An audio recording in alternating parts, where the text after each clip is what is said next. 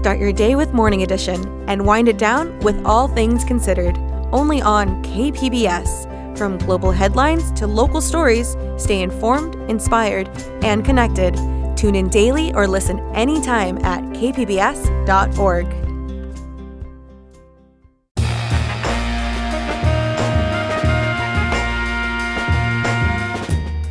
Welcome in San Diego, it's Jade Hindman. On today's show, the latest on efforts to solve the Tijuana River's pollution problem.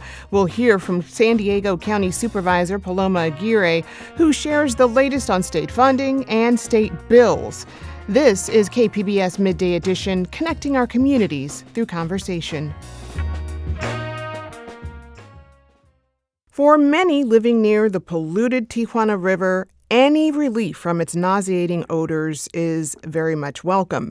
San Diego County Supervisor Paloma Aguirre knows this firsthand.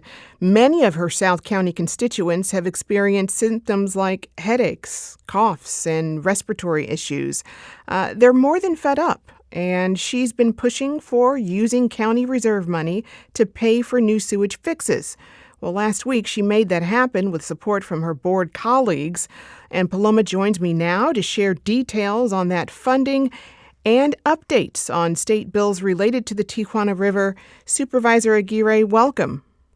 Thank you for having me. So glad to have you here. So tell me, last week you garnered enough support from your board colleagues to use nearly $9 million in county reserves for a series of initiatives designated and designed to bring relief and produce new data. Give us a breakdown of how this money will be spent. Sure, of course. So as you mentioned, tens of thousands of people living in South Bay are being affected daily by not just the churning waters off our coast when it's closed, as we know it's been closed now for 4 straight years, but also people living close to the river itself. The river is shooting up aerosols into the air of not just noxious odors, but toxic gases, including hydrogen sulfide and pathogens, parasites, bacteria, viruses. And the array of ailments that my constituents are feeling go from upper to lower respiratory ailments to gastrointestinal illnesses to chronic headaches to other types of symptoms. So I am determined to not have to wait for the federal government to come fix this or for Mexico to fix this, because my constituents are suffering every single day and the issue continues to worsen. So what we did is, and I'm very grateful to my colleagues on the board, we allocated $4 million to expand their air purifier program. Last year through the Air Pollution Control District, we distributed 10,000. At the last board meeting at the Air Pollution Control District, we have approved an additional $1 million. So the $4 million plus the $1 million is going to give us enough to expand the program to about 40,000 households that desperately need an air purifier in their home. Obviously, that's a Band-Aid, but it's desperately needed because people can avoid the beach, people can avoid breathing, right? Mm-hmm. So that's one. 2, we are also going to conduct an epidemiological study. We have several different surveys that have been completed. The Centers for Disease Control did 2 studies that are self-reported data. They found that at least 70% of families surveyed are reporting illnesses. San Diego State University also has a longitudinal survey where they're collecting self-reported information on an ongoing basis. But what we need is hard medical data to better understand exactly what is making it into human bodies. Mm-hmm. We know that empirical evidence is there for soil, water, and air, pathogens and pollutants, but we don't know how much of that is entering our bodies and how severe the damages of that for long-term are for chronic health exposure. So our epidemiological study will help us shine light on that. Mm-hmm. And then lastly, one of the key problem areas in the Tijuana River Valley is a hotspot at Saturn Boulevard, that it's a piece of man-made infrastructure that was created to prevent flooding of residential and rancher areas there. But now it's actually exacerbating the emission of aerosols into the air, basically shooting them up because there's a cascade and some rocks that are creating that turbulence of the river. We want to ensure that we remove that to allow the river to naturally flow and begin mitigating the emission of all of those toxics into the air. And that is something we've already put skin in the game through a different initiative of mine. We've completed, we have a request for proposals for a feasibility analysis, and then we are working with our state delegation to ensure that funding from Prop 4 makes its way down here so that we can remove that hotspot. And these are all tangible things that we can do now and not have to wait for Mexico or the federal government to tackle. Well, okay, so I've got a question because, there's a lot of people who are like, listen, we don't need any more tests to tell us that we are sick from aerosolized sewage and these odors that are in the air. We know that this is causing us illnesses and sending us to the hospital. But tell me what further testing will do. What it strengthens the argument for what reason? Well, for example, we know that long-term exposure to hydrogen sulfide is bad for humans. There's peer-reviewed data that's out there. But for example, the standards for California go from standards for safety and workers at treatment plants or air ambient quality standards where, basically it's a nuisance. There's nothing that's in place to understand, well, what can be detrimental to the human body long term. In order to create standards, we need to have hard data. And one piece of hard data can be what we're seeing medically. We know that people are going to the ER. We know that people are going to urgent care. We know even people are making it across the border, people who are uninsured. But there's no collective effort to collect all of that data and show clear, hard data patterns that we need to, sadly, and let me be very clear, sadly, we need that to demonstrate to our state and federal administrations that the pace of solutions is not fast enough. Okay. So the hope is that will speed up the pace, having that evidence. That's the goal. Obviously, if I had my pie in the sky, the river should be diverted and treated. Until we eliminate the main source of pollution, which is the river should not be flowing. The river is a concentrated flow of industrial and residential toxic waste that is going into our air and our soil and our water. Mm-hmm. Until that is eliminated, all the efforts that we've heard from this administration, from the past federal administration, are not going to address that. And in the meantime, we're going to continue to have the tens of thousands of people falling ill. And who knows? I mean, ultimately, we want to prevent even deaths, right? And I'm not being hyperbolic. There's plenty of empirical evidence that shows that we are that the toxics are present in the environment. We need to link that to what we're seeing in people's bodies. But ultimately, we need to remove the source of the problem. Yeah. Well, in the meantime, the quick fix is to have air purifiers. So you got $4 million for that, plus an additional $1 million. And so far, that's to distribute more than 10,000 units. But there's also this effort to get more than just one purifier per household. Correct.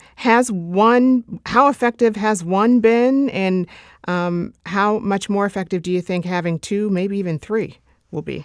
So we do have data on that. Thankfully, the Air Pollution Control District did a survey and found that 80% of households that had at least received one air purifier report much improvements in their health, right, and their symptoms. Now, the California Department of Public Health recommends that there should be an air purifier per room, because these air purifiers only have about 300 to 400 square foot capacity. In my district, as you know, it's a working class district. We have the highest rates of poverty in the county. And we have also households that are multi-generational households.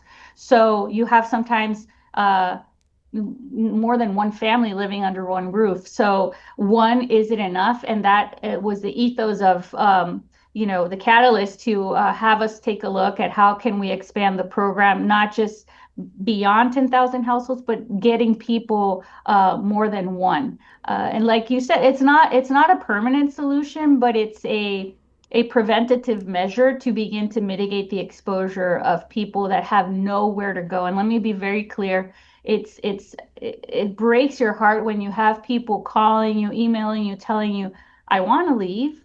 I know that when I leave for 2, 3 days, visiting family, maybe their symptoms improve. But I have people on fixed income. I have people that are working 3 jobs that have no ways of relocating. So at least getting them an air purifier or two is the bare minimum we can do. I know one of your top priorities is to address this sewage hotspot on Saturn Boulevard. Tell me what's happening there. Yeah, so we just completed a concept design. And like I said, we put out a request for proposals so that we can have a project completely designed on what it would look like. So primarily what we were looking to do is remove the cascading effect of the river. We need to make sure that we level the road. Saturn Boulevard is a elevated road that goes over the river.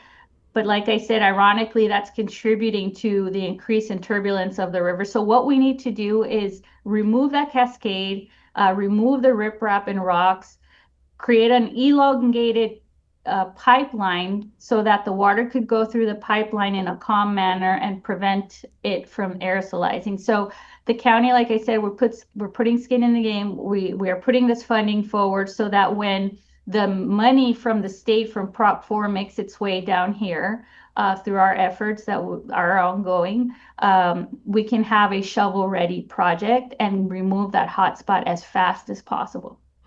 You've mentioned that, the pipeline extension is really just a temporary fix. So again, tell me, what's the long-term solution, and does that include other hotspots in the Tijuana River Valley? Yeah, this is the one we've identified, and it's because we had 4 different researchers from 4 different universities embedded in the community in 2024 and continue to be there. They have identified that as the hotspot. But like I said, ultimately, this is also a temporary solution.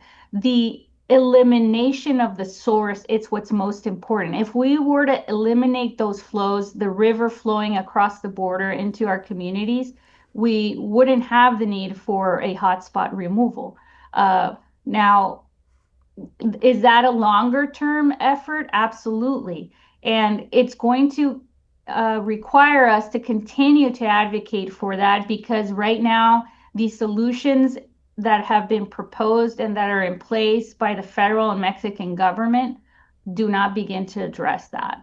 So we're going to continue doing that work. We know Secretary Zeldin's going to be down here, touting the efforts of the Trump administration, which are good. We're moving forward. It's been a collective effort for many years.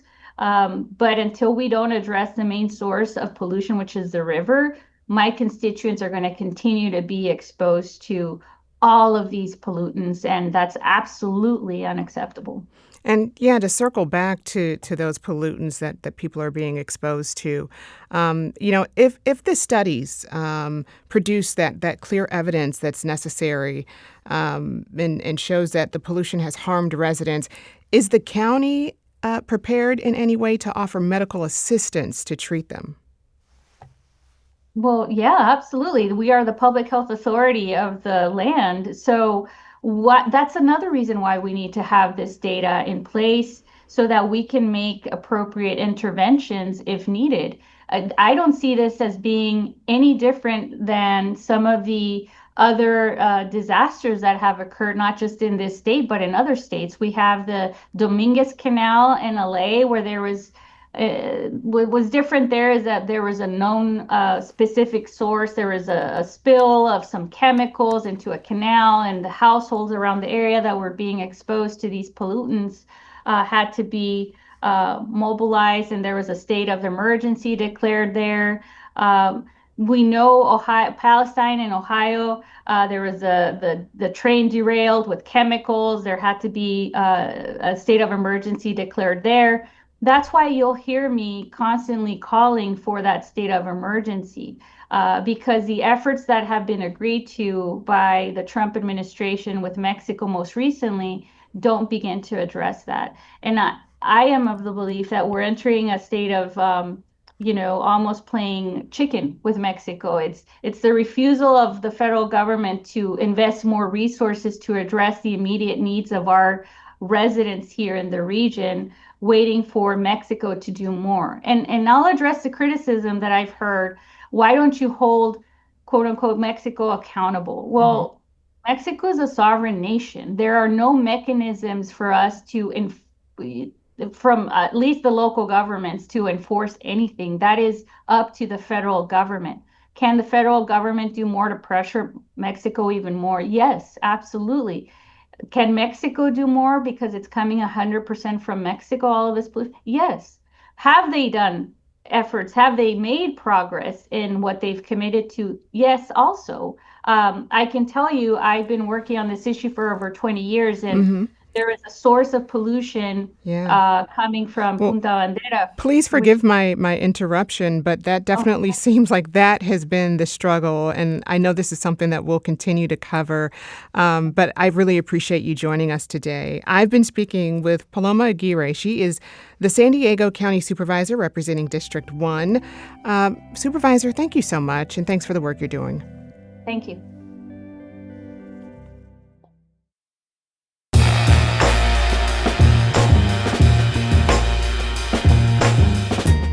That's our show for today. I'm your host, Jade Hindman. Thanks for tuning in to Midday Edition. Be sure to have a great day on purpose, everyone.